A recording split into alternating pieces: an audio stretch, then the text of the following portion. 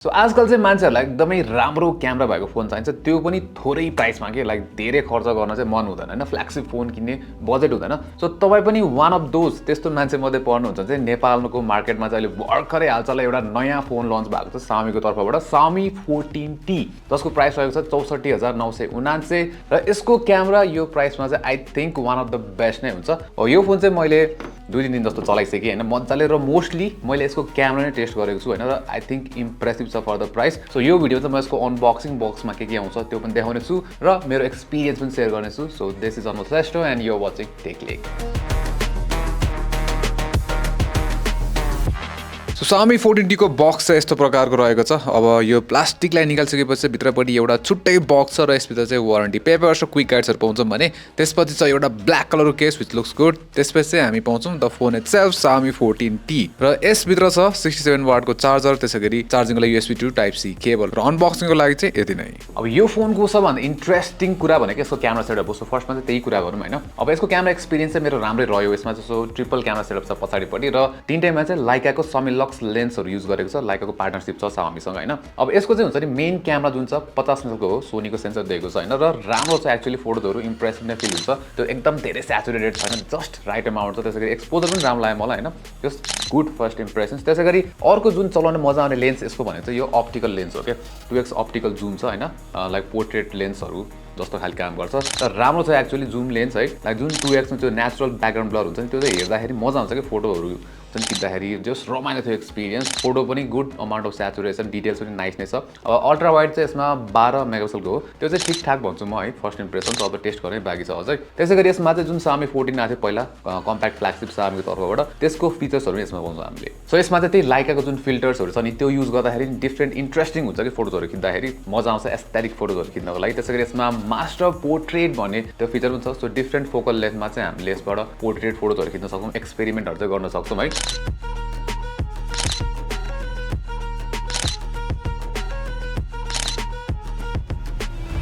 त्यसैगरी भिडियोजतिर जाने हो भने चाहिँ यसमा हामीले 4K 60 FPS सम्म चाहिँ मेन क्यामेराबाट भिडियो खिच्न सक्छौँ। त्यसैगरी यसमा अर्को राम्रो लाग्यो भने चाहिँ नाइट फोटोजहरू। एक दिन चाहिँ म हेजमा गएको थिएँ हैन, र खासै त्यति अप्टिमिस्टिक चाहिँ थिएन नाइट फोटोज राम्रो आउँछ कि आउँदैन भनेर, तर मलाई इम्प्रेसिभ नै लाग्यो night photos plus night video sample पनि। तपाईँ यो हेर्नुहोस् है, राम्रै छ।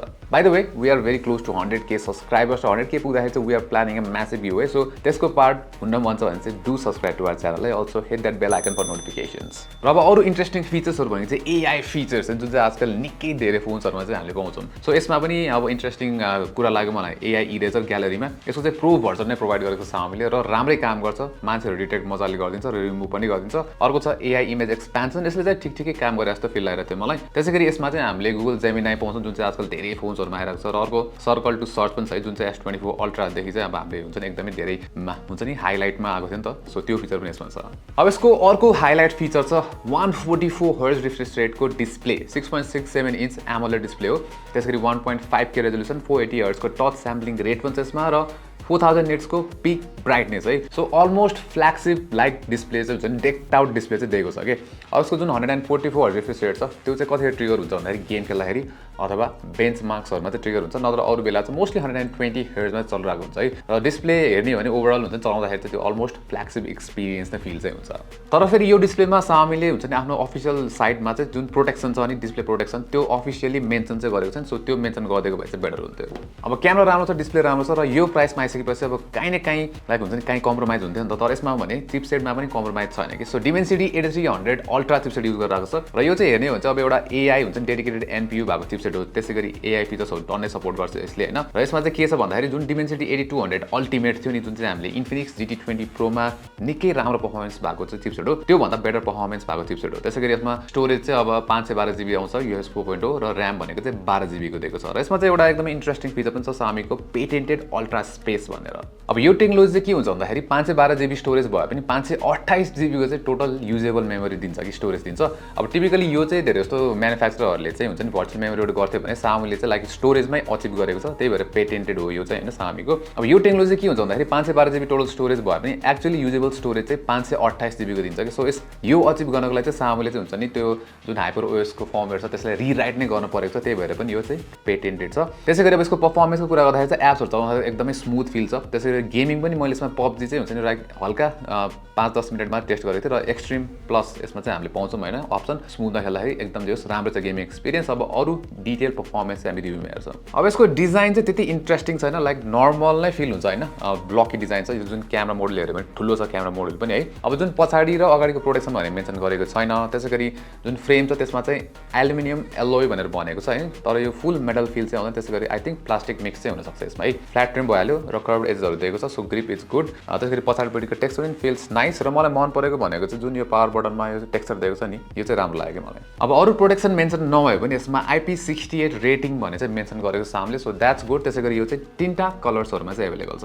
अब ब्याट्री चाहिँ यसमा 5000 mAh को छ र यसमा चाहिँ मैले हुन्छ नि एक दिन चलाउँदाखेरि चाहिँ 70% बाट स्टार्ट गरेको थिएँ र बेलुका 8 बजेसम्म चाहिँ यो चाहिँ हुन्छ नि 4% जस्तोमा चाहिँ झरिसकेको थियो हैन। र त्यतिखेर चाहिँ मैले एकदमै धेरै चाहिँ क्यामेरा युज गरेको थिएँ, अलमोस्ट 2 घण्टा जस्तो क्यामेरा युज गरेको थिएँ। सो डिसेन्ट छ ब्याट्री। त्यसैगरी यसमा 67 वाटको हाइपर चार्ज सपोर्ट गर्छ जसले चाहिँ 0 to 100% 45 मिनेट्समा अचिभ गर्छ। र अर्को राम्रो कुरा चाहिँ के भएको छ भन्दाखेरि यो फोन Xiaomi 14T मा चाहिँ Xiaomi ले राम्रो सफ्टवेयर सपोर्ट दिएको छ के। सो 4 वर्षको एन्ड्रोइड अपग्रेड हुन्छ नि ओएस अपग्रेड, त्यसैगरी 5 वर्षको चाहिँ सेक्युरिटी अपडेट्सहरु चाहिँ प्रमिस गरेको छ। So that's good. त्यसैगरी अब यसमा चाहिँ हामीले Android 14 out of the box पाउँछौँ, हाइपर ओएस हो। 15 भएको भए अझै बेटर हुन्थ्यो। त्यसैगरी यसमा चाहिँ हुन्छ नि एआई फोकस धेरै गरेको छ यसपालि हुन्छ नि Xiaomi ले। जुन चाहिँ Redmi Note 14 Pro Plus हरुमा चाहिँ इन्ट्रोड्युस भएको थियो त्यो चाहिँ यसमा पनि आएको छ के, अलरेडी आइसक्यो यसमा चाहिँ है। सो यसमा जुन सर्कल टु सर्च जेमिनाईहरु छ, त्यसैगरी एआई नोट्स हुन्छ नि, एआई फ्लेम यस्तो टन्नै फिचर्सहरु चाहिँ प्रोभाइडेड छ।